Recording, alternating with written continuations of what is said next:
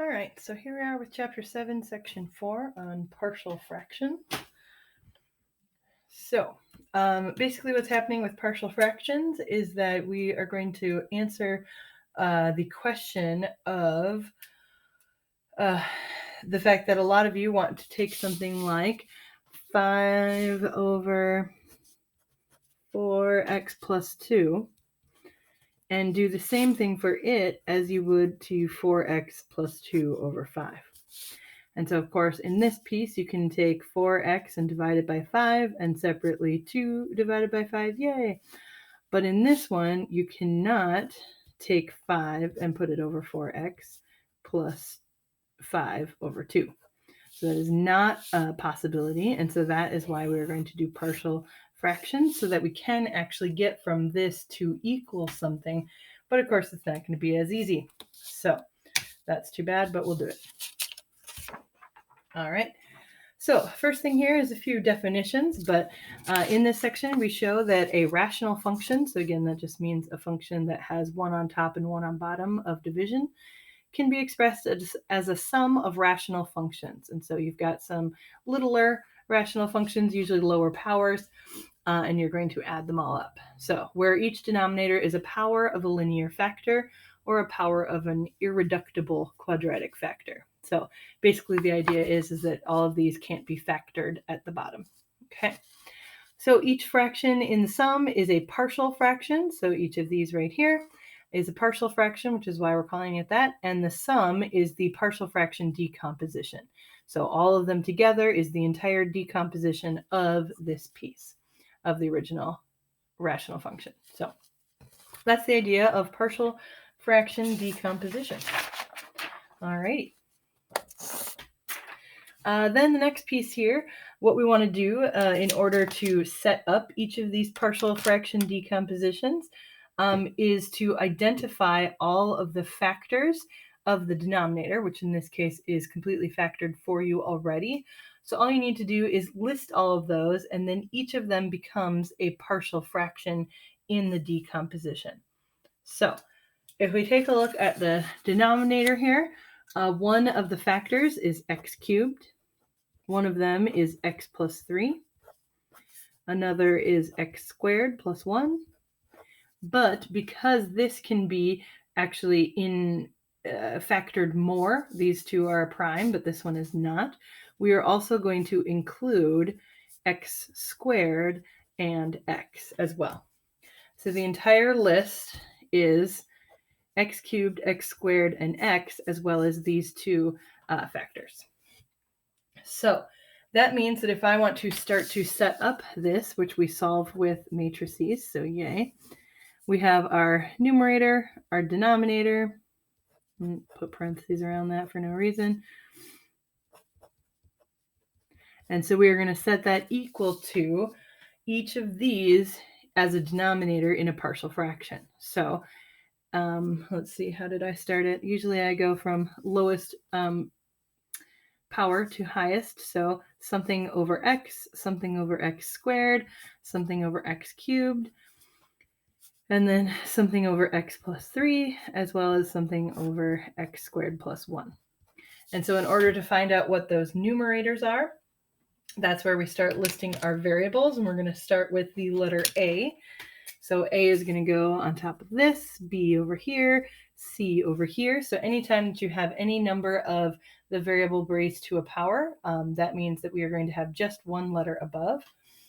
Anytime that you have a linear factor, meaning a power of 1, we're also going to only have one letter above. But anytime that we have a quadratic factor, but then notice that not just a quadratic factor with only an x, but plus something else.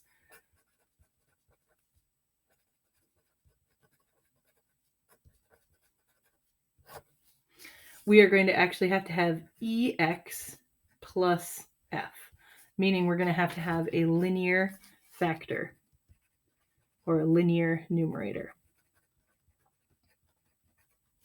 So these ones tend to get a little bit tricky, especially because it seems like we should do that for this one and this one. But it turns out that linear denominators and denominators that only have the one variable to any power just have one letter on top. So we will go over how to solve these with matrices, but of course the first thing we want to do is be able to set them up. So there is our setup of linear factors. Factors. All right, so then we have some examples. And this is apparently a bad copy, but anyway, so again, the setup is that if we have this numerator, again, the numerator on all of them don't actually matter. It's the denominator and the fact that you can factor it out or not.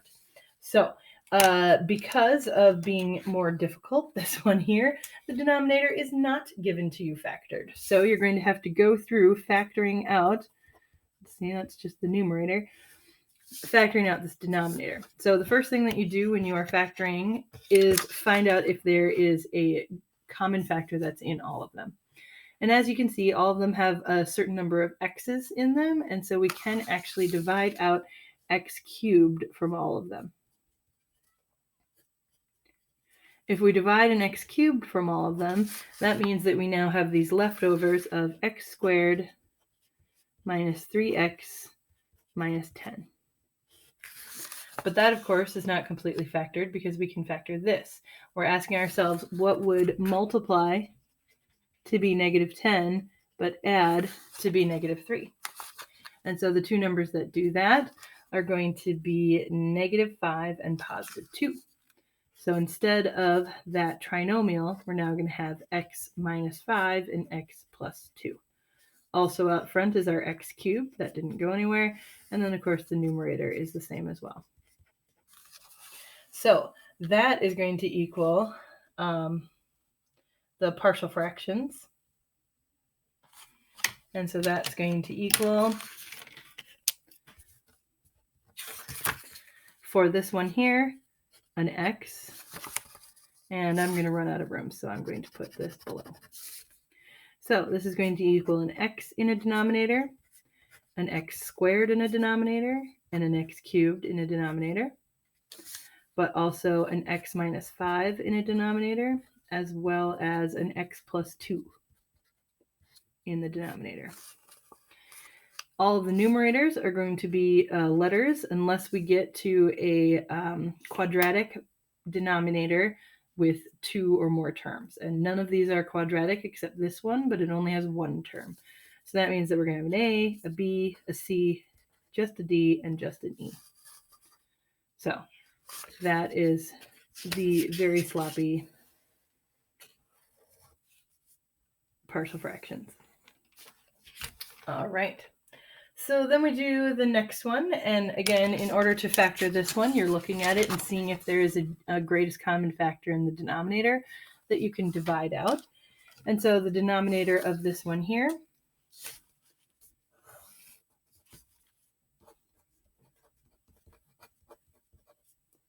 can both be divided by x squared. And so that means that you're going to have x squared out front. The leftover here is x, and then from here you'll have a 4. So this is going to equal 2x squared plus 3x plus 1 over x squared x plus 4. Which means that if we want the partial fraction decomposition of part B, we're going to have, again, 2x squared plus 3x plus 1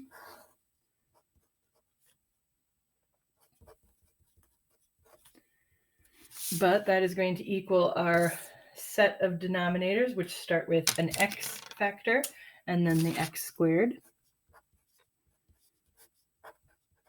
But then also this next factor of x plus 4. I kept it in parentheses for no particular reason. Again, these do not have binomial or even trinomial or polynomial quadratics. It just has this monomial quadratic. And so in that case, we're just going to have the letter A and B and C. And the idea of the matrix is that you would then set it up, which we will in a bit, to have an A, B, and a C in your solutions. All right. Then this last one here, in order to factor out the denominator, notice that you do have x's in both of them. And so this one, you can factor out an x from each piece. and be left with an x squared plus 9, and your numerator, of course, would stay the same. So after that, you are going to get your partial fraction decomposition of something over the x, and then something over this binomial quadratic, which is x squared plus 9. And so because of that, this is a, but this would be bx plus c.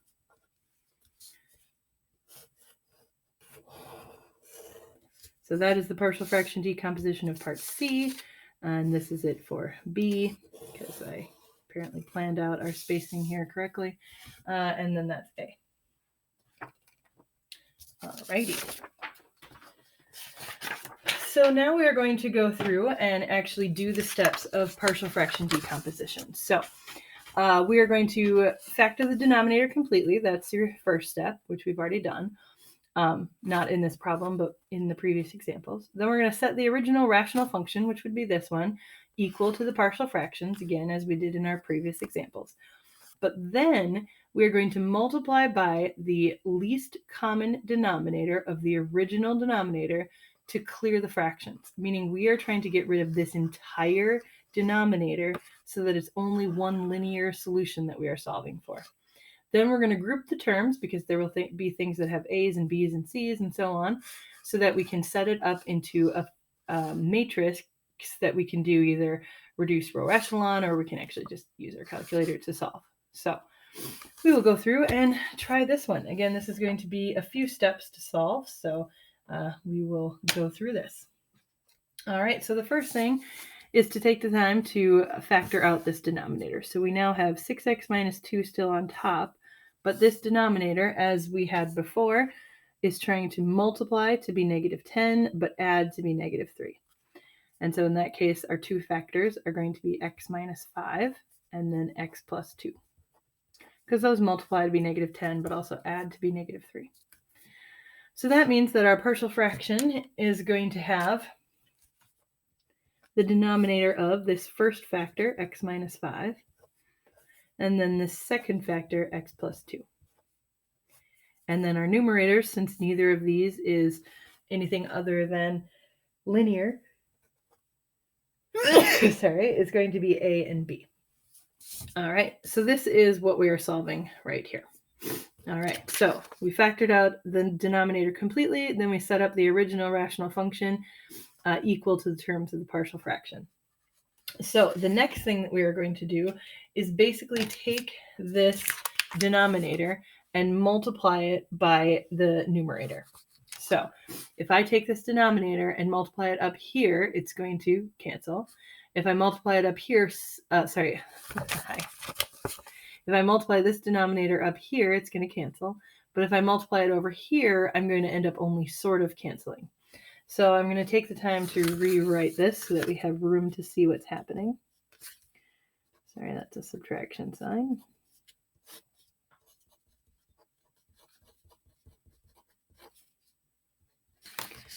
And so the first thing that I'm going to do is take this numerator here and multiply it by this entire denominator.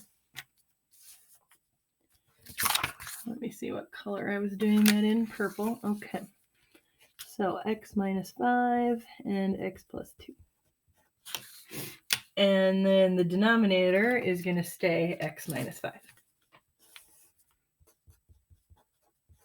This next one had a b and an x plus 2, but that's also going to be multiplied by x minus 5, x plus 2. Because again, we are multiplying this, and when you have an equation, you must multiply both pieces, the left and the right side of the equation. So I'm multiplying this side by the denominator, which means that it will cancel. And I'm multiplying this piece by the same denominator. And so just this little piece will cancel. And then since this has an x plus 2 on bottom, just those little pieces will cancel. So we are now left with a one-line solution that we're going with of 6x minus 2 equals a times x plus 2 plus b times x minus 5. And so, of course, you can see the pattern here. Basically, every time you are going to be able to cancel the denominator with the part of the other denominator that was already used, okay? So then we're going to go ahead and distribute. Okay, so we already multiplied the least common denominator, meaning just this entire denominator, to clear the fractions. And now we're going to group these terms so that we can set up a matrix. So I'm going to distribute here, which means that we'll have ax and 2, and also bx and -5. So we still just have 6x minus 2 equals ax plus 2a plus bx minus 5b. All right. Okay. And then it's kind of weird to think about, but what we're trying to do is put things that have x's together and things that have numbers together. So I'm actually going to rewrite this so that this piece is with this one, and this piece is with this one, because these are the terms that have x's, and these are the terms that are just numbers with the letters we're trying to find. So that means that I'm going to rewrite it as ax plus bx, and then 2a minus 5b.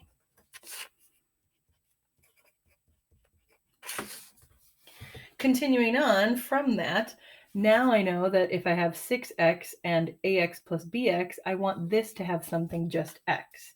So I'm actually going to factor out the x of both of these terms. So kind of running out of room, so here we go.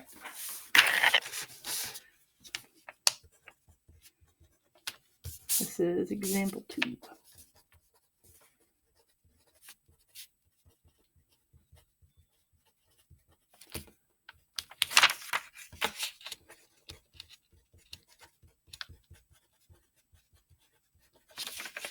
That's what it was? Yeah, okay.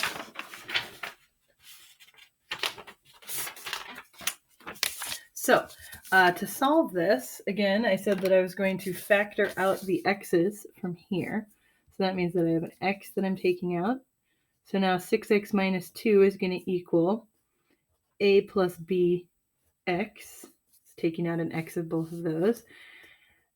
And then technically 2a minus 5b times 1, which, since that's just a prime factor, it's not like we can do anything to solve that. So in that case, we now have this piece that we can set equal to this one. So the x piece, 6x, can be set equal to a plus b x. Then we also have the number -2, which can be set equal to 2a minus 5b, which you can technically multiply by 1 if you want. And so we are going to set up some matrices, and actually the easier way to look at them would be as a plus b x, and then 2a minus 5b, and the fact that this would equal 6x and this would equal -2. Because now we can see that this would be your answer matrix, if you will. So we'd have a 6 and a -2 in a matrix. And then over here, we'd have a 1 coefficient and a 1 coefficient, and a 2 and a -5. And that would be multiplied by our a and b. Because if you remember back to matrix multiplication, we'd take this piece times a, this piece times b, this piece times a, this piece times b, and add them all up, which is what we had up here. So now we can solve this in order to find a and b by calling this matrix A, this matrix X, and this matrix B. And if we do A inverse B, we're going to solve to get X. So this goes back to solving matrices in a previous lesson. So in my calculator, I'm going to take matrices. And so in your matrix, I'm going to reset matrix A to be this 2 by 2 matrix. Oh, whatever number that was. Oh, I'm in matrix B. All right, so matrix A is going to be a 2 by 2 matrix with 1, 1, 2, and -5. All right, and then matrix B, going to edit B, is a 2 by 1 matrix. And so that's going to have a 6 and a -2. So that's our other matrix. And then we're going to do the matrix multiplication of, again, going to matrix, but claiming A, and then inverse, and then times matrix B. So A inverse B will give us our result. So now we know that AB equals 4, 2. So going all the way back to where we started, that means this A is 4, this B is 2. And so our solution, maybe I'll be more explicit, here we go, says that the original rational function of 6x minus 2 over x squared minus 3x minus 10 actually equals the separate functions of 4 over x minus 5 plus 2 over x plus 2. So again, taking a look at that, you probably would have, again, thought that the numerators would have been 6x and 2, okay, especially if you're just thinking of splitting things up, and maybe even splitting this up into its addition pieces, but that is not how it is. In fact, we have our 4 and our 2 from solving the matrix, and then our factors of the denominator. So that's your solution. So again, lots of different pieces involved in this, especially once we got to actually solving it. So setting it up is not so hard, but then it's this solving and grouping. And so the idea is you want to distribute and then put together things that have x's or even x squareds if we get to that, and then numbers so that you can set up your matrix so that you have a column with a's and b's, and then you can set up the matrix to solve for a and b and get your partial fractions. All right. So we're going to do another one here. This one here has a denominator that has a cube, so we will have one more letter involved in our solution. So this numerator is 2x squared plus 3x plus 1, but then the denominator, if you factor it out, at least an x squared can go into everything. And then once you take out your x squared, you're left with an x and 4. So that means that our partial fraction decomposition has our x squared, which becomes x or x squared. And we have to take into account both of those powers. And then also another denominator of x plus 4. All right. And then your numerator, they're all just the factors of a, b, and c. You do not need a linear factor because none of the denominators are anything other than a monomial quadratic. All right. So then we can go ahead and multiply everything by this denominator so that we end up having things that cancel. So this numerator of 2x squared plus 3x plus 1, and this denominator of x squared x plus 4 will technically be multiplied over here to the left side of the equation. And then that's going to equal a, which will also be multiplied by x squared x plus 4 over x. Add that to b, which is also going to be multiplied by x squared x plus 4. Apparently I made that into a parenthesis. Over x squared. And then c over x plus 4. All of that still multiplied by x squared x plus 4. So if we cancel, what happens? Of course, this entire thing cancels, and we're left with 2x squared plus 3x plus 1. But over here, one of these x's cancel, so we're left with ax, x plus 4. Then we have x squareds here that cancel, so we're left with just b, x plus 4. And then taking a look at our c, this cancels, and so the only thing we have left is cx squared. So now we're going to distribute, and we're going to put our pieces together. So distributing this ax into x and 4, b goes into x and 4, and c technically doesn't need to be any more distributed. So 2x squared plus 3x plus 1 comes with ax squared plus 4ax plus bx plus 4b plus cx squared. So kind of a lot of pieces going on here. Instead of doing what I did before, sometimes it's easier to look at it as a 2x squared is going to equal all of the x squared pieces. A 3x is going to equal all of the x pieces, and 1 is going to equal any of the things that don't have x's. So technically, 2x squared is going to equal ax squared and cx squared. And you're wondering where the b is. Well, that just means that we're going to have a bx squared of 0. Then if we do our x's, notice this has an x and this has an x, but this does not. So these two will be next. You'll have a 4ax and then bx. And then there's only one thing that has a number. So working with this in the way that we had done previously,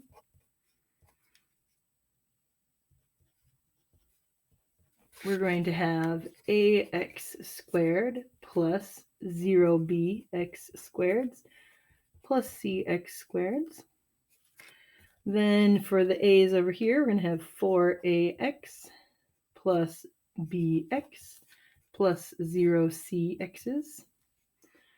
And then for our 1, we have 0a's plus 4b's plus 0c's.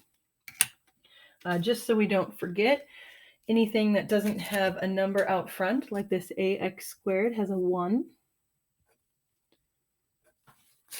And so our system, as we set it up,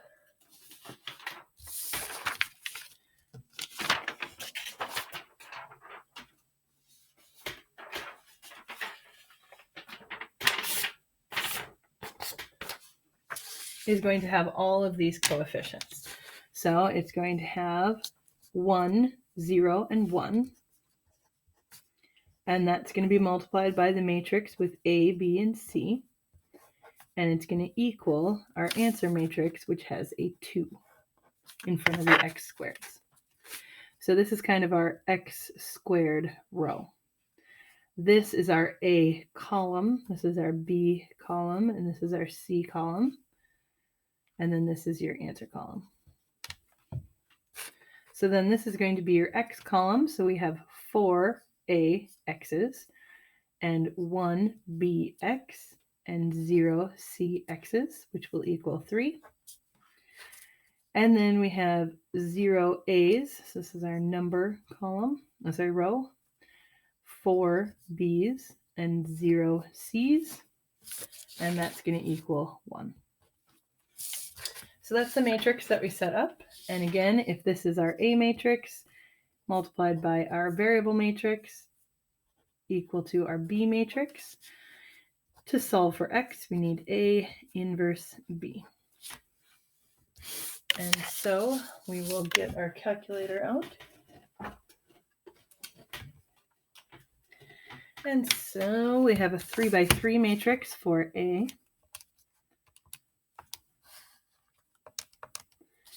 And it's going to be 4, 0, 1, 4, 1, 0, 0, 4, 0.